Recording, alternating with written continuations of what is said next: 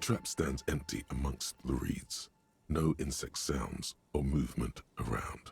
Only the reeds' melancholy rustling. Fantastic.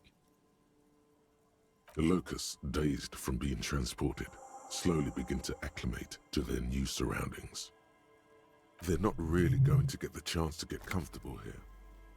Good, now that's done. When do you think we will return to our impending apocalypse of a murder investigation? Don't answer that. It was a rhetorical question.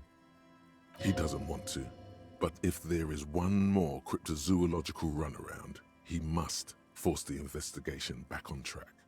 This better be it.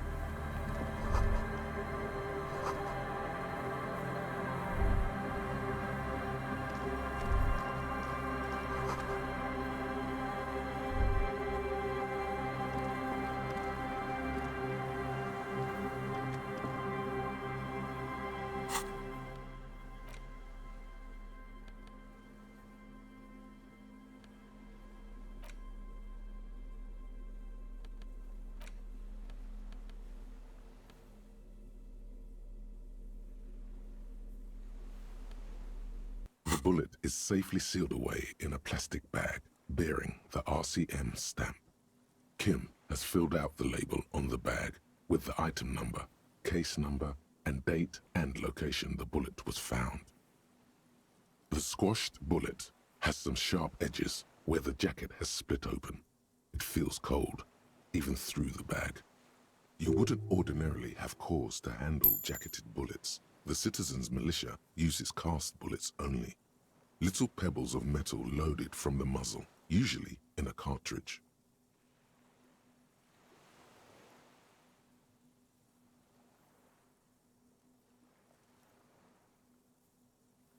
What? Well, if I was the bullet, which I'm not, I would say, find the weapon that shot me. If we find who owns it, we will have likely found who used it, possibly to kill our victim. In conclusion, the more we know about this bullet of yours, the better. The jacket of the bullet is made of a yellowish metal. It has blossomed out to reveal a dark grey core. The base of the bullet is close to 5 millimeters in diameter. The core is lead. The brass jacket probably didn't cover the entire bullet. Otherwise, the softer metal wouldn't have expanded quite like that. You can just about make out a few striations near the base of the bullet. Little hairlines, linear. It feels standard. It's quite destroyed. Some of the fragments are still lodged in the wound. What can you say about the bullet so far?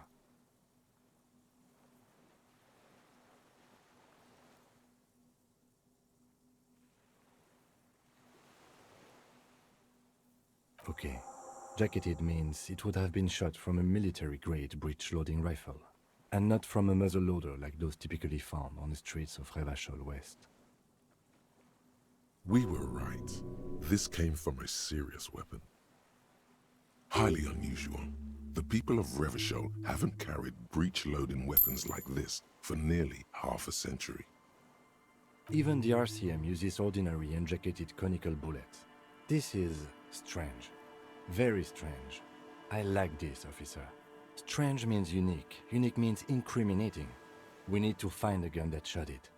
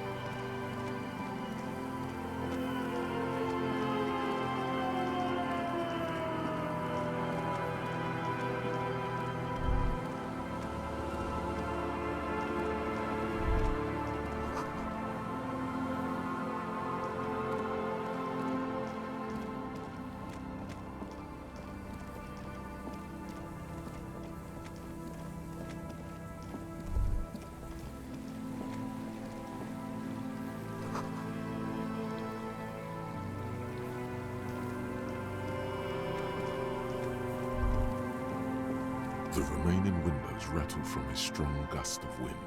They're covered in a thick layer of grime. They must have been like this for 40 years. No, I won't even try. You know, I had a partner once. They called him Eyes, because he had to show me things. It's that bad. This partner of his, Eyes, things didn't end well. It saddens him to say his name. Don't even ask. He wouldn't answer. Well enough, actually. It's odd how that works. I'm no sharpshooter, but I pass my shooting courses 7 out of 10. His hands lead the way when it comes to that. And his shoulders. It's reflex.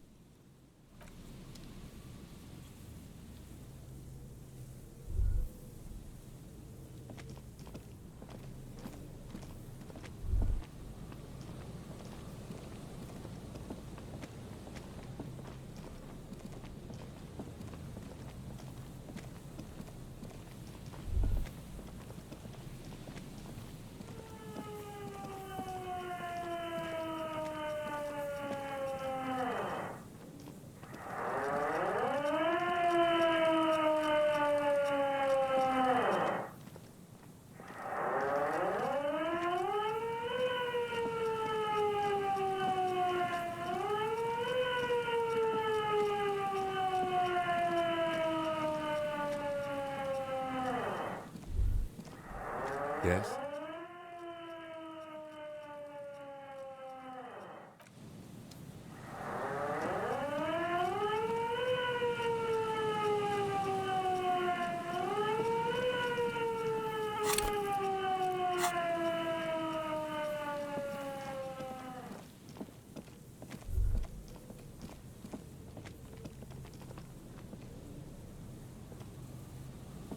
A metal payphone under a yellow plastic dome. You could use it to call someone, unless you're out of change. You hear the tone. The machine is inoperable. Calling. Still calling. This feels wrong. Should you be doing this? End of tone. Someone picks up. Pierre? Is that you, Pierre?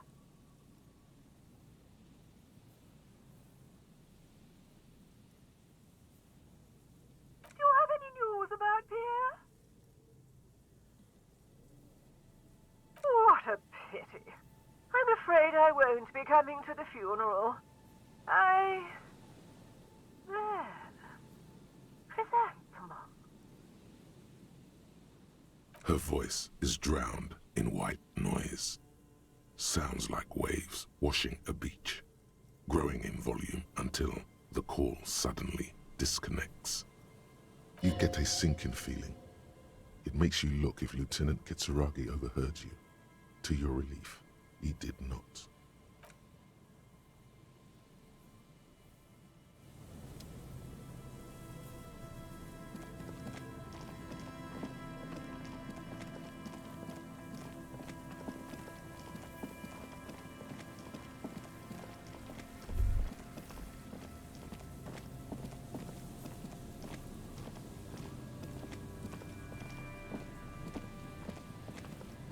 You see a once bright mural towering above you.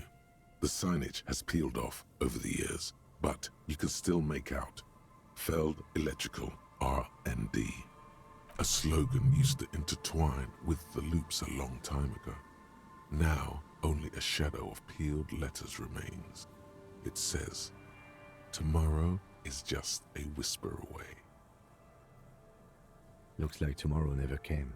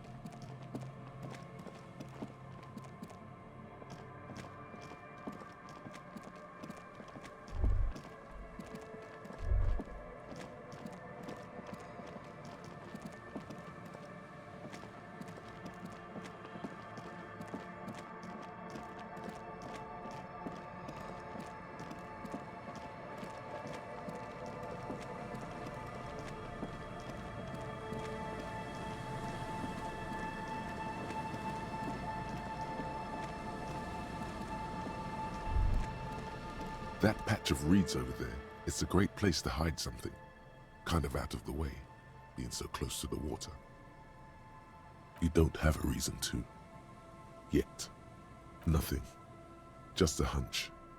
The hunch passes, leaving you there, by the old boy bobbing in the water.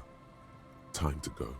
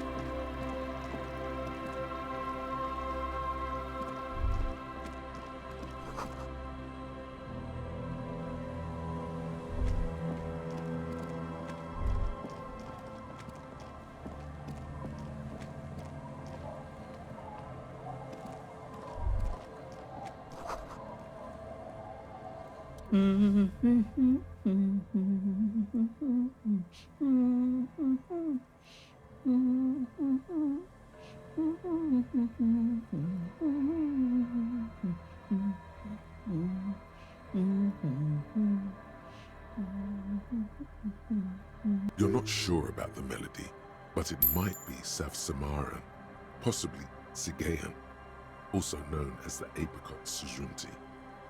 Welcome to the fishing village. Please lean in closer. I have cataracts. Oh, welcome, police officer. We don't cause any trouble around here. And we don't want any trouble either.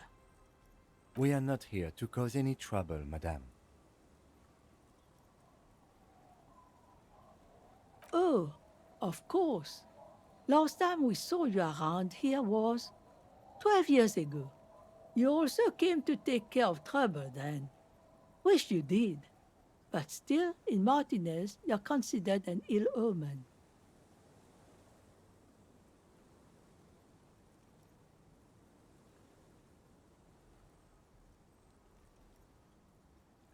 Oh, the usual.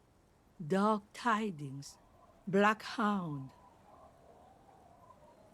That's you, all right. A black hound licking your own heels. Maybe they are afraid. Because you're an ill omen. But you're still welcome here. As long as men with guns aren't chasing you. And maybe even then. Because that's the kind of fishing village we've built. I'm sorry there's not a lot of room to park the motor carriage. And not a lot of houses. Or a lot of people. My kids are long gone. Searching for treasure. So are others. Ah, look at me ramble on. What brings you to us?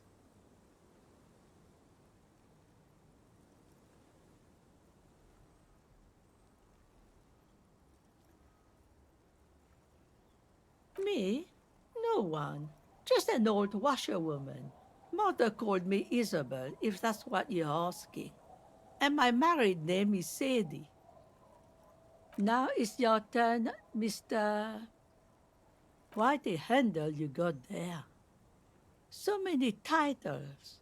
One of them double.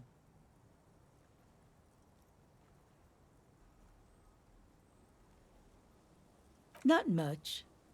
There's the abandoned church, the DeLorean Church of Humanity. It's been there since before my time, even. Some things just don't fly, officer.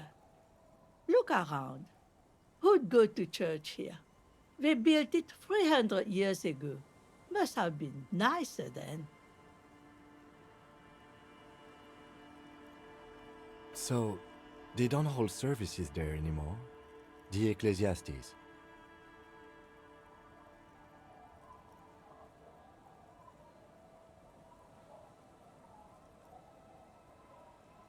No, we've tried, but things just keep happening.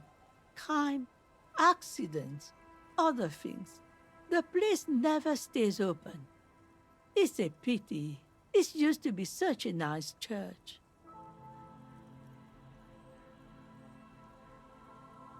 She's not telling you all she knows. Keep her talking.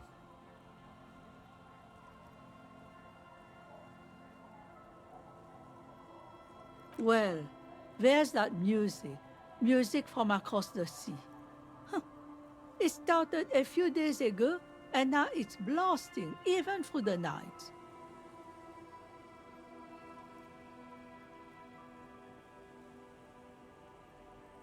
And now, suspicious-looking people are sneaking around the church. I don't like that. Interesting. You could look into this ruckus if you have the time. Before you get to the church, there's some ruins, an apartment complex, or some kind of electrical plant. Run-down bunch of houses, empty. Of note, the old fish market up on the boardwalk, but it's closed. No one. That's why it's closed. It was once a bustling place, back when I was young, and so was everyone else. Now, what catch we do bring in goes straight into a lorry for the Delta or somewhere else. What? You're one of those real estate people with big plans? If you want a development opportunity, you can check out the abandoned building over at Land's End. Used to be a supply depot, we think, sending goods and ammo across the bay. It's jammed shut though. We tried to get in, see if there was anything to sell or scavenge, but it's impossible. Nothing is impossible, surely. And now you know everything there is to know about this coast. Just us. It's barely a village anymore. We almost don't exist. This is pretty much a non-place. A gap, a blank spot on the map, just a cluster of nameless shacks on a nameless street. The place is so pornographically poor, it's not even funny.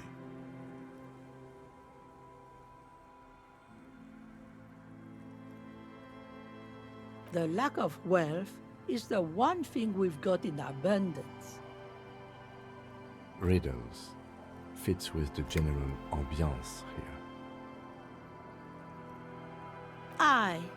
Sometimes it's as though I'm also gotten lost inside this nameless nothing.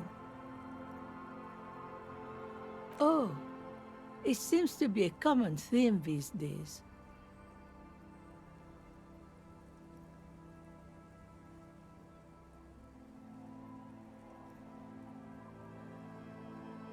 Maybe it would be easy, but right now you want something from me, right? Well, there's Lillian and her kids. A few new folks live in the house to the east, but they are away right now. And then there's the drunks. Not a pretty sight, but there's little we can do about it. Home is home, even for them. Lillian is tough. Tougher than the men here, at least. If it wasn't for her and the kids, this place wouldn't have a spark of life left. I'm sure you did. Nature keeps them in rotation. A new face pops up every now and then an old one disappears and is forgotten. This is who we are. Over there, you can find more of the same. Shacks and trees growing wild. That's the pox. Between here and Jamrock, a dusty sea of old trees, all covered in industrial soot. Small houses under them, an overgrown park.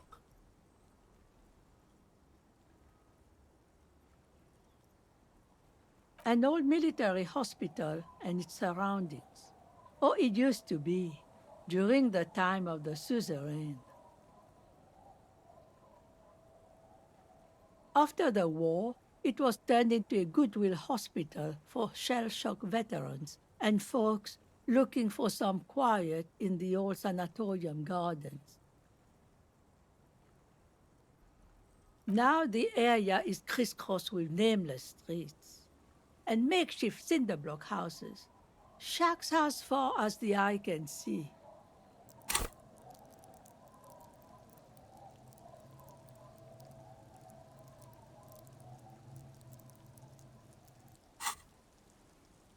The goodwill ran out. The staff left and the place was shut down. It's long gone by now. She nods, rinsing another piece of cloth.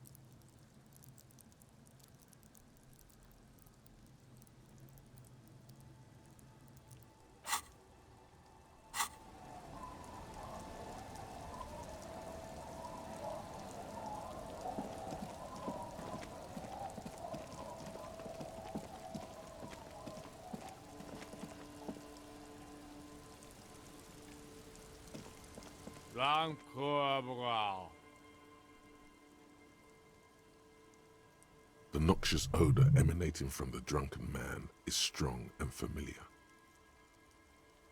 Don't you call her? Yeah! Don't call Abigail!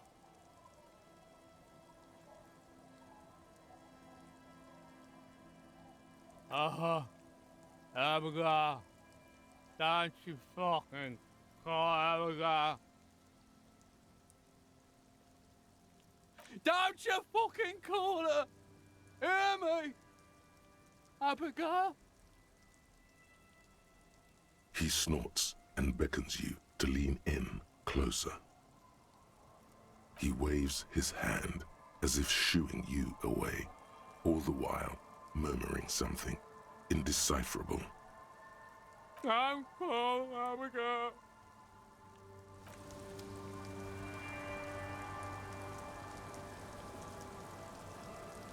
Tequila Sunset.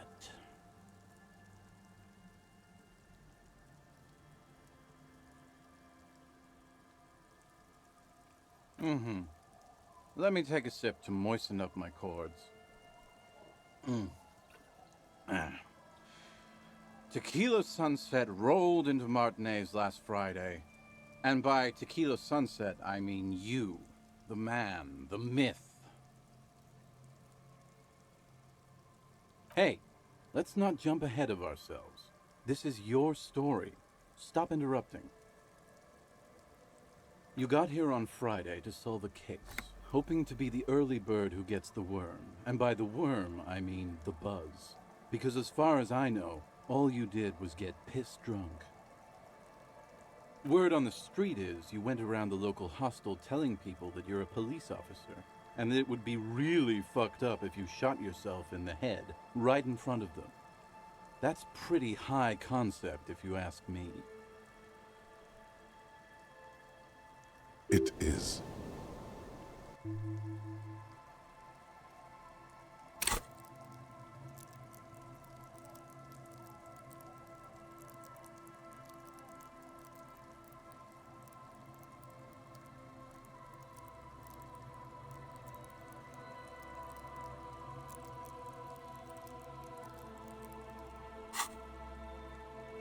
The lieutenant's brow is furrowed.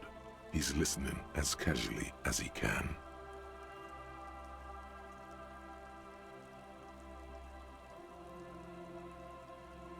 It was a late Saturday night when we, the Union of Moribund Alcoholics, were getting our drink on. Nothing remarkable about this. We get our drink on 24/7. Makes everything warm and glowy. I trust you know the feeling.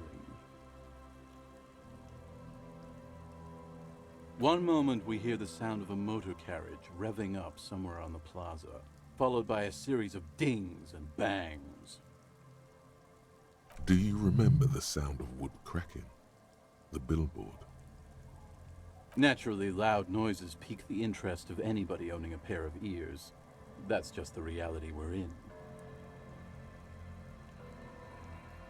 Anyway, there was a brief silence, a gasp of silence, if you will, followed by a real commotion.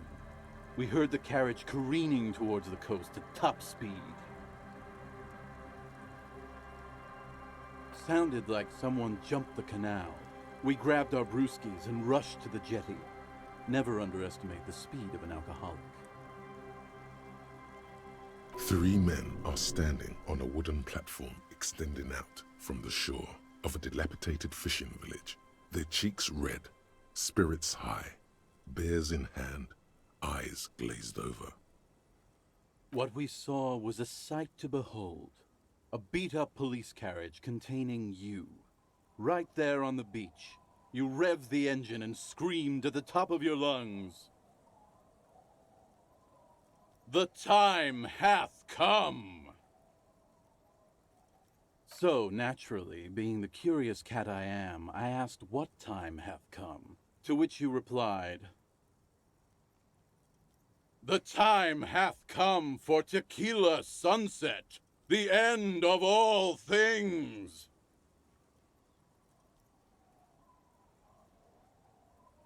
Yeah, looms. Why not? Then you jammed the pedal and plowed right off the jetty and through the ice.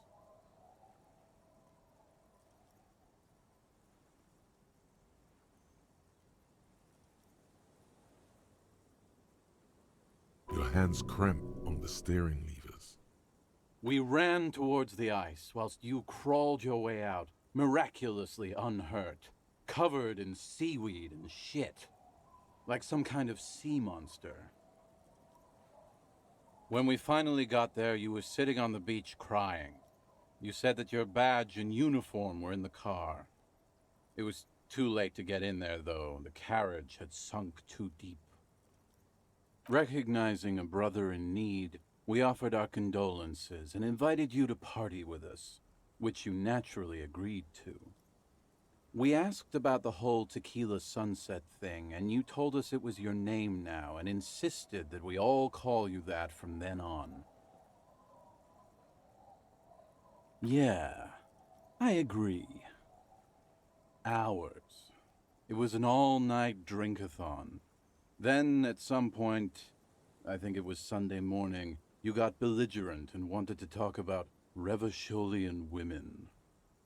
How they're beautiful and also whores and so on. How one of them fucked you real bad. After a short while, you crossed the event horizon, looked sullen, got up, and left without saying anything.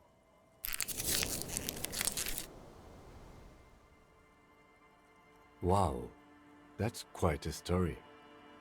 Yeah, I bet Tequila's a fucking legend around the precinct. You must be proud to work with him. If you only knew.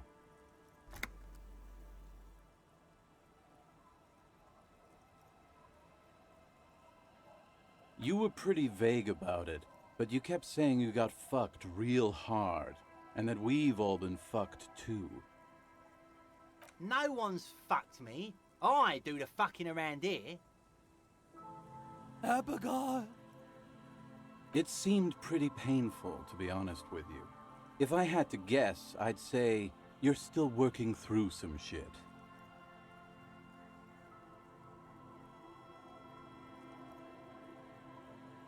Yeah, you kept talking about how the coal mine owners were fucking us all over, just like that woman fucked you. I didn't agree with you, by the way. The spectral hand of the market makes sure everyone gets exactly what they deserve. You kept apologizing for being such a bad cop, and for the damage you've inflicted on everyone around you. You also kept pausing to knock the heel of your hand against your temples, saying, "Stupid, stupid, stupid."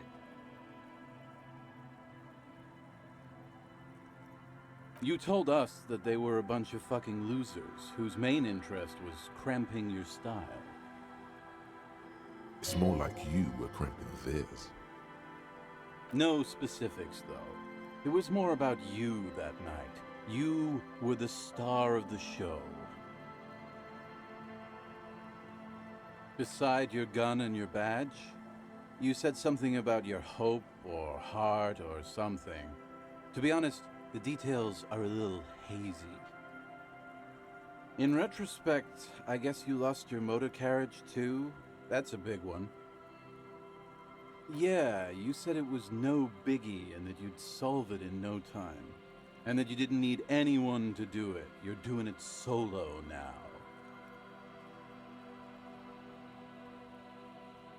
A lot of cops go solo and hermit once they reach that level of alcoholism. It's not meant as a joke. He's sorry for the hermit cop. It's a hard thing for a man to confront his past. That's why I avoid mine at all costs. You too, Tequila Sunset.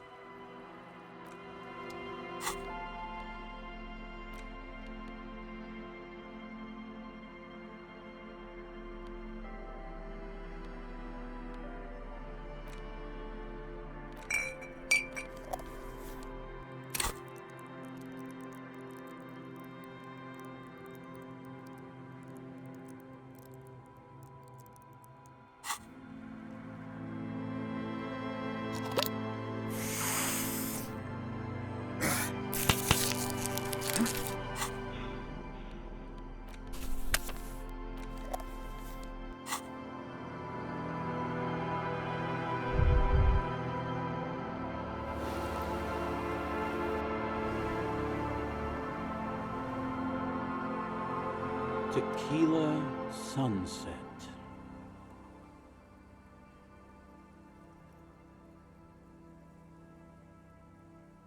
Whoop-de-doo. So now I'm a fucking storyteller. Right. Why not? Better than a beach bum.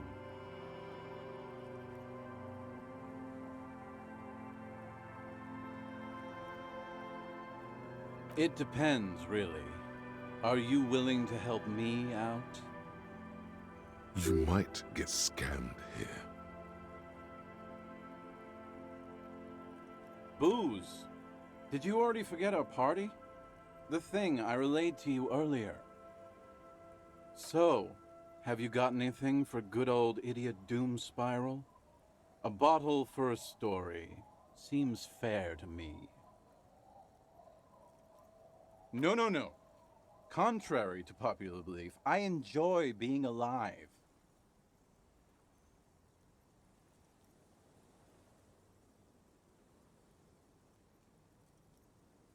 Classy. Hey, Spiral Boy, you gonna share that? Don't call Abigail. Shut up, guys. I'm telling a story here. Something happened to you. Something happened to me, too. My actual name is George, but around here, you already know. I was once a reasonably high net worth individual, a founder/junior partner at a high concept creative services agency. When my story begins, I had just landed a major contract with an insurance firm. I used the profits from my agency to finance what I called a cultural incubator. Abstract value generation, value per person, high concept stuff. I developed the paradigm, worked within the paradigm, but the burden of leadership weighed heavily on me. So I went jogging every so often to keep myself sane. 22 full-time employees, an all-star team, a potentially historical set of individuals. Worrying about them often kept me up well into the morning hours. It helped, truly. With my trusty Sansarique Lycra tracksuit, I felt like I could conquer the world. But now dreams are worn thin, much like my tracksuit. One day I left on my evening run. As you may know, it's impossible to clear your head when you're distracted by the sound of keys jangling in your pockets. His eyes are clouded, his dilated blood vessels encircling his irises like stinging brambles.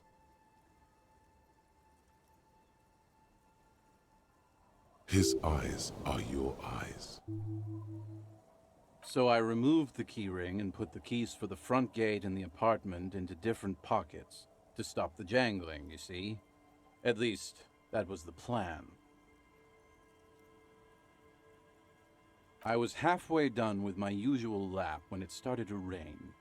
The reality situation became very wet, very quickly. I made my way back home and discovered that I didn't have the key to the front gate. I'd mixed it up with the key to the letterbox, which was useless. Naturally, the situation required me to climb over the gate, which I did. There was no climbing down because I slipped and landed on my ass.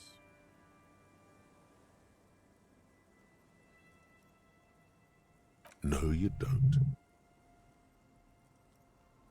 Whatever. The point is, reality was looking rather grim just then.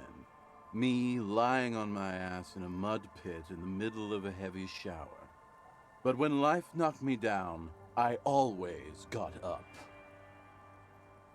So I made my way across the yard.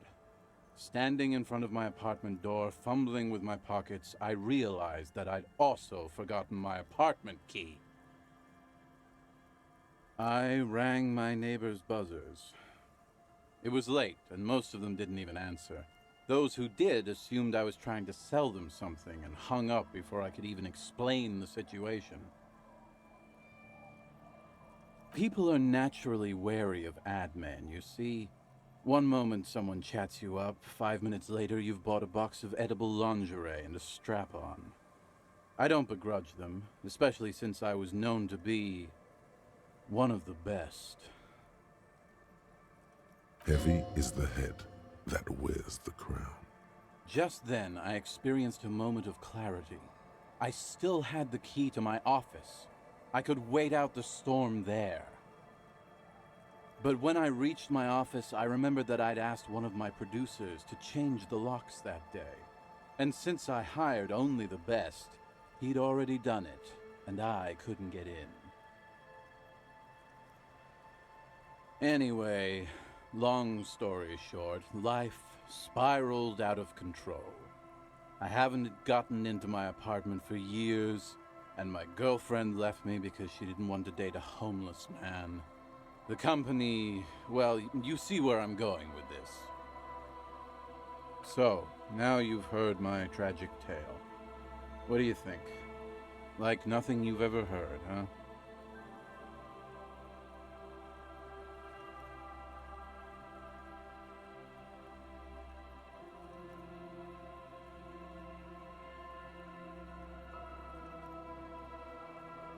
Yeah, maybe I've exaggerated certain parts over the years. When you tell a story too often, it begins to take on a life of its own.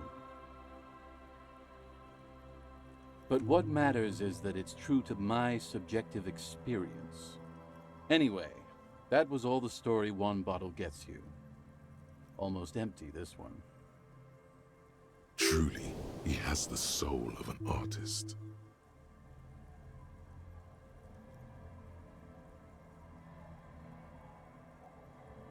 Good fucking question, Tequila.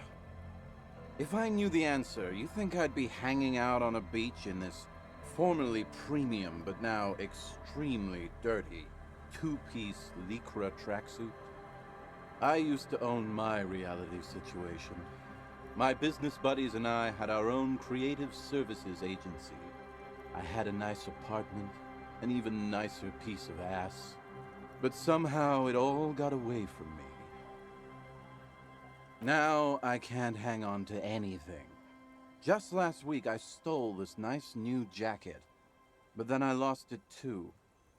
The only things I haven't lost are these two drunks. You of all people should empathize with this. Perhaps this lost jacket is something you could help with? Tequila, it's a verifiable tragedy. It was practically brand new.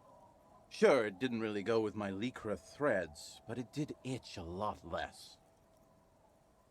Say, you're a detective, right? Maybe you can help old Doom Spiral out. Solve the case of the missing jacket. What do you say, Tequila?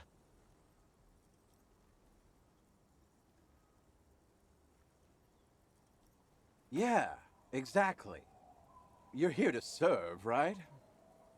If I knew where I lost it, don't you think I'd have it? I mean, maybe I was up by the boardwalk, or walking along the beach, or checking out the abandoned fish market. Somewhere north of here, that's for sure. You could ask around, see if anyone's seen it.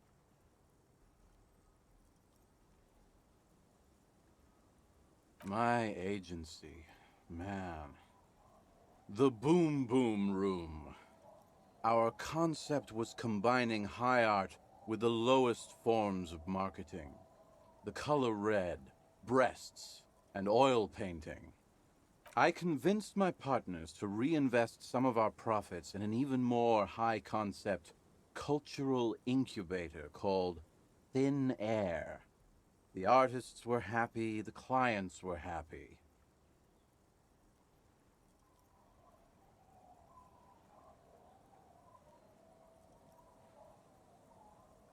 I was financing a group of poets in East Revachol who were developing a new universal poetic language.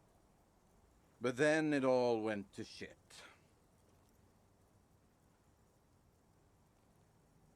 Sounds intriguing. What say you, Art Cop? If it sounds like it makes no sense, that's because it doesn't.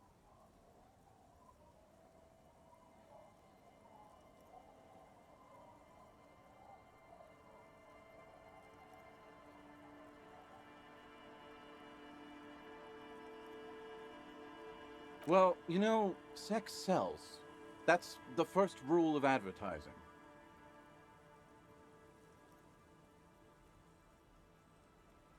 Maybe you're right. Who knows? Maybe we were behind the curve? We were fucking rich, though, that much I know. My fellow members of the Union of Moribund Alcoholics? They're exactly what they look like. Hey, Tequila! You want to buy some speed? Shut the fuck up, Rosemary. He's a cop, remember? I thought he was a cool cop. Don't call Abigail. And this is Abs. So yeah, that's basically us. We drink together. What? You've never seen 100% Lycra before? Go on, feel that primo material. You really shouldn't touch it. Pretty nice, huh? This might be one of the last of its kind. Should probably be in a museum, honestly. Good God. It's nearly impossible to describe how dirty this texture is. It's like rubbing two jellyfish skins together. You feel about 15% less human for having touched it. Randomized trials have also found Lycra, TM, to be associated with a number of exotic, highly malignant cancers.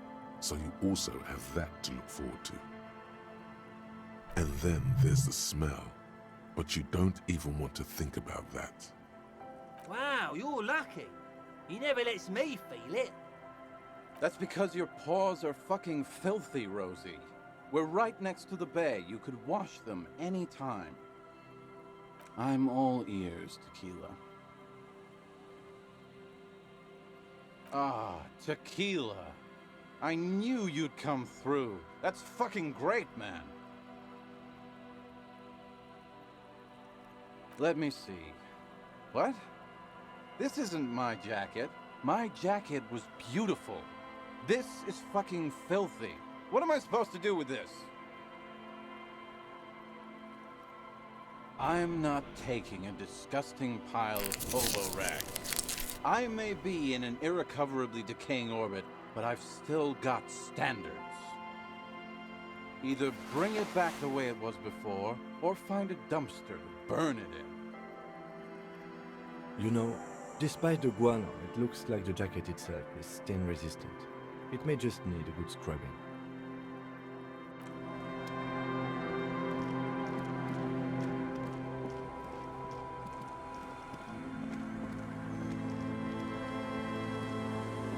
The old woman still sits in her chair, continuing with her chores.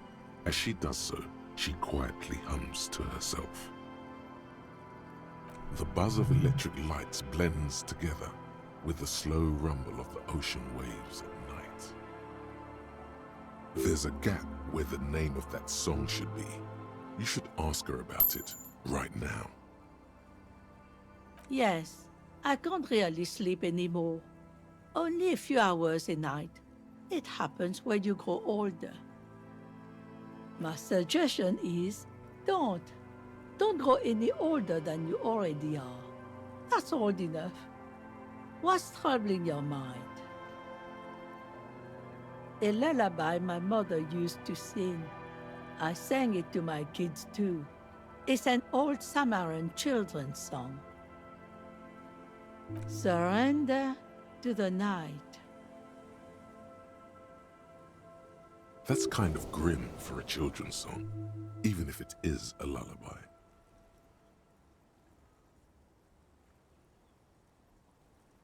Yes, it does. I can wash it for you, but it's going to take about a half an hour. Think you can stay put for that long? Hell yeah. No, we must run around ceaselessly. It would be torture to stay put. I could use a breather. It's been another track and field day.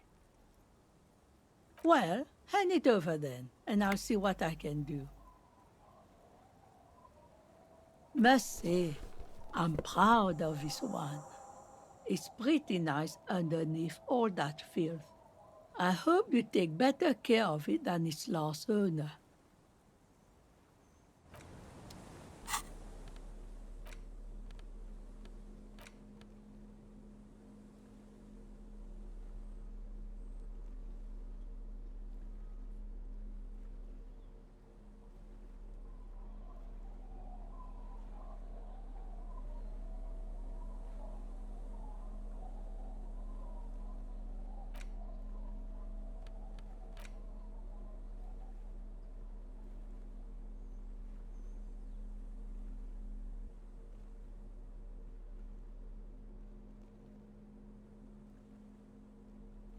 You hold in your hand the colorful primer. The title reads, "A Primer for Small Kids." There's a bear involved. This book will show you the score, get you oriented with those basic concepts you appear to be hazy on. The anthropomorphic bear will give you the lowdown of your life. The alphabet. Every page has one word designating one letter of the alphabet, with a faded illustration. Most of them are scientific and cultural principles.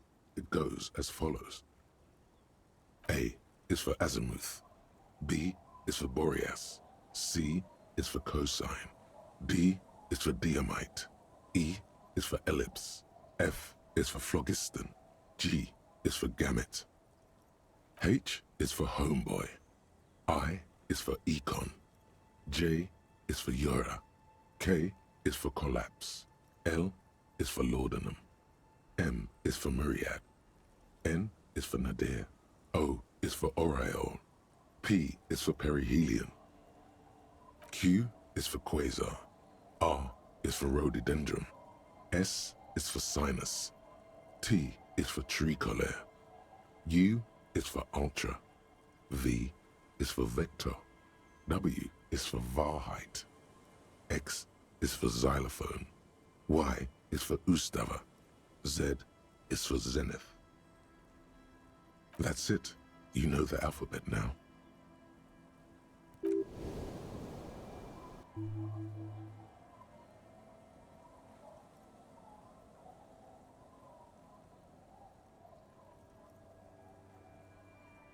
Good. I also know the alphabet.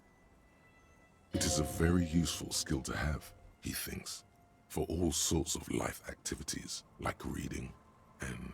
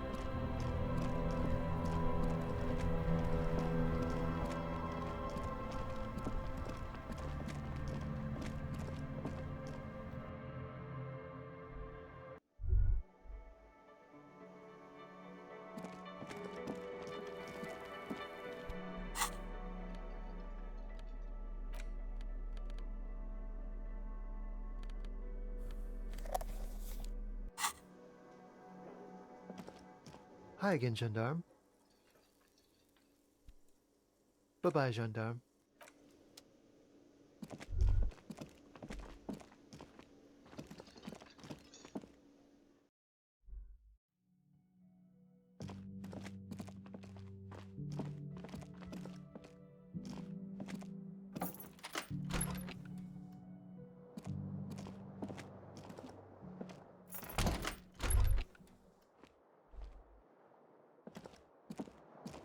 The window stands broken in its frame.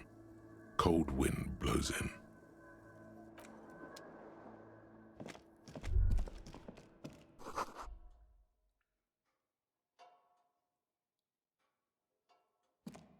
A mirror hangs on the bathroom wall. In it, your face. Now without the expression. It's just hairy.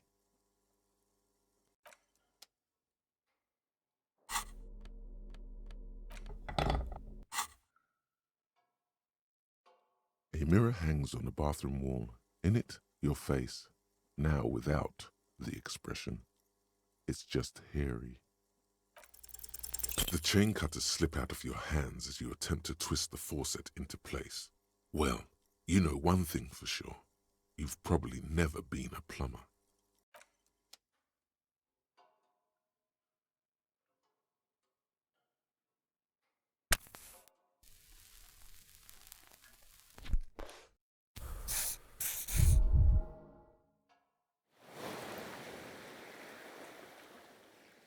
This is not the cleanest bathtub in the world, but it's cleaner than you are right now. Ah, that soap scum smell. It smells like life, at least compared to you. The bathtub slowly fills with water. The water beckons. The water is only lukewarm, but still comforting, like amniotic fluid. A few beer cans are bobbing up and down along your flanks, like sad duckies. Now you are alone with your thoughts in the tub, but it's easier than being alone with your thoughts outside the tub.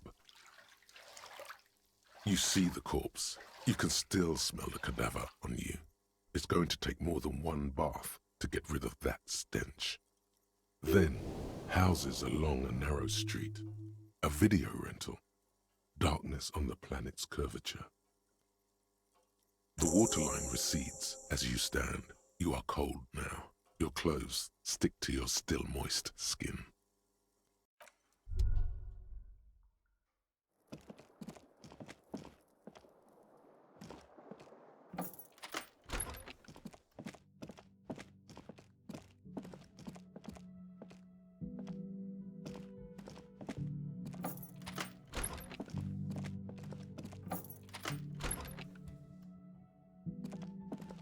This medicine cabinet is stocked with drugs, plus an old toothbrush, and there it is, the orange sun wearing blister pack. You feel almost nostalgic for it. Feels like gold in your hands, light and precious.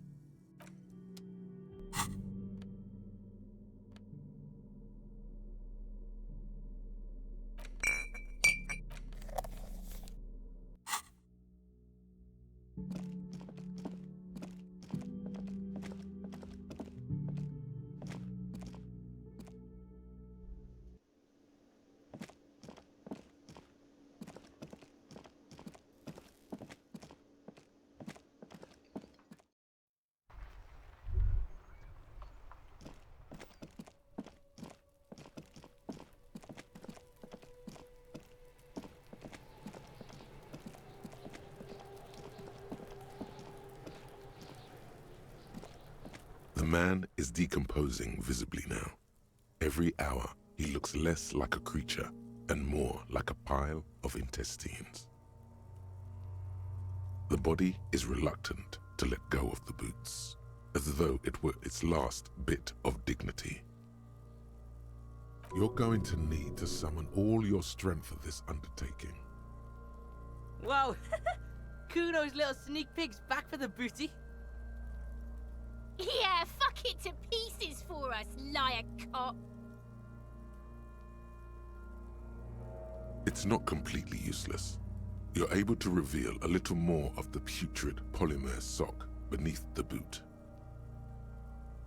It feels like the leg is going to come off along with the boot, but you're able to get the boot to move a centimeter or two.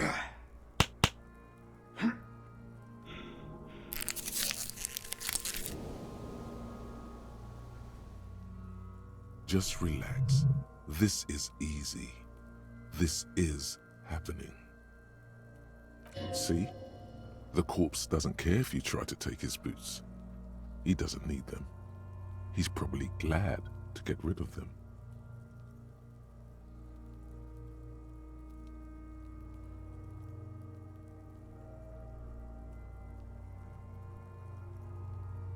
This is the right method. It takes some time, but eventually the boots come off, with nasty slices of polymer sock stuck to even bigger pieces of skin and rotting flesh. Look, he's skinning the fucker up good, Puko style. Hell, keep at it, pig.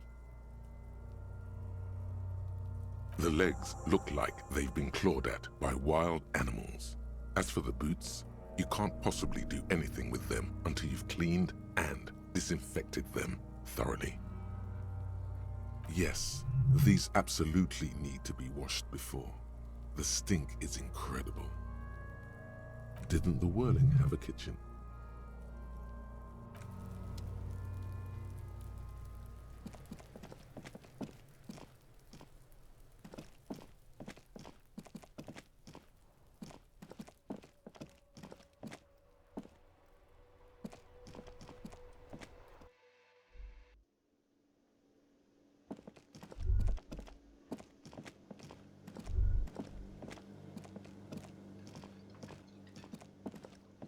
see a heavy steel door with a prominent dimple lock.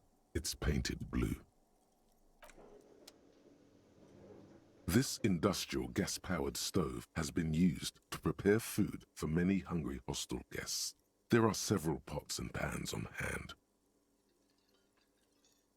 Getting the corpse residue out of these boots is going to require patience, and also a huge pot full of boiling water, soap, and white vinegar.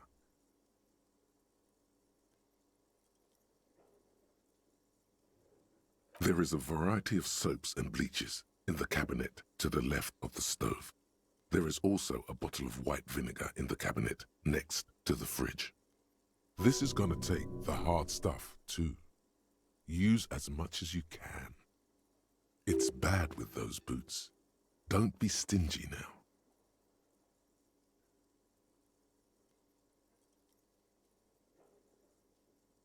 The delicious smells of cheap soap and vinegar waft up from the pot. All right now, chef, light up the stove and boil them. A commercial pot draws your attention. It's very large, gigantic even. It could be used to make enough stew to feed an entire city, and also to boil a putrid pair of death boots.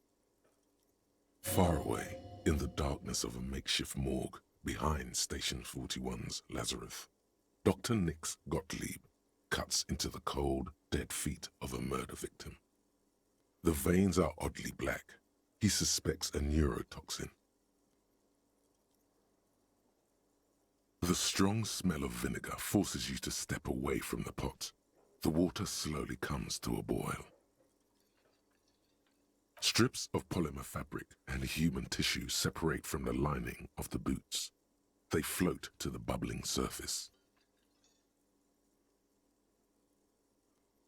The boots look cleaner and cleaner. Those bits of human flesh are beginning to look cooked. You can smell it too. Just like beef stew. That's it, chef. The boots are as clean as they're going to get. Steam, dense with the smell of strange meat, disappears into the vent above the stove. A pair of real beauties. The boots are shiny, hot, and reek of vinegar. Just perfect.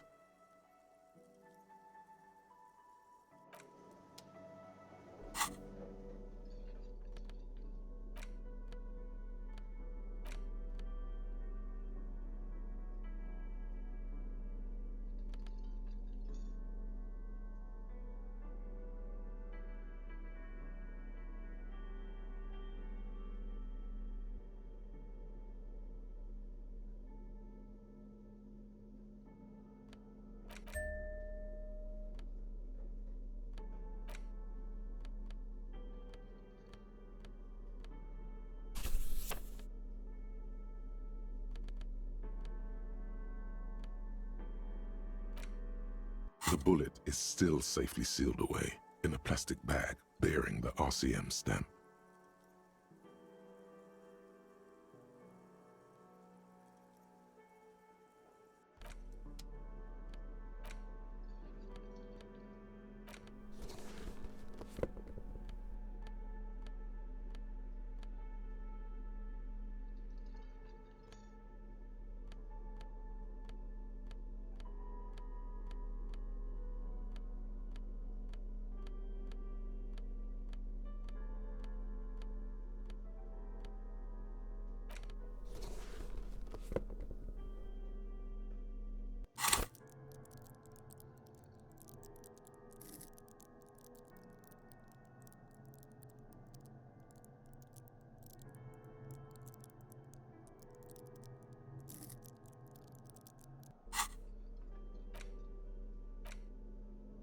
The bullet is still safely sealed away in a plastic bag bearing the RCM stamp.